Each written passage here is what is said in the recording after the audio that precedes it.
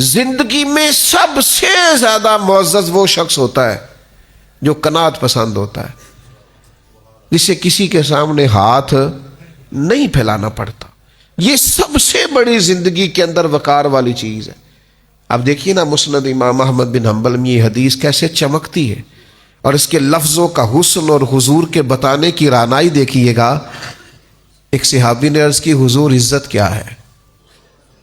فرمایا رب نے جو تجھے دیا ہے اس پہ راضی ہو جا، اللہ عزت عطا کر دے گا. یا رسول اللہ صلی اللہ علیہ وسلم ذلت کیا ہے؟ تو محبوب فرمانے لگے لالچ نہ کرنا، ہرس نہ کرنا، کسی کے پیسوں کی طرف نہ دیکھنا، کسی کی جیب پر نظر نہ کرنا، ورنہ تو ذلیل ہو جائے گا. ہرس، ہوس، طمع یہ بندے کو رسوا کر دیتا. اور اللہ نے جو دیا ہے اس پر قناعت اختیار کرنا، اس میں اپنے اخراجات کو مینج کرنا، بغیر ہاتھ پھیلائے کفایت شعاری کے ساتھ اپنے معاملات زندگی کو چلانا، اللہ نے جو دیا ہے اس کے اندر رہ کے اپنا وقت گزارنا، یہ عزت والا معاملہ ہے.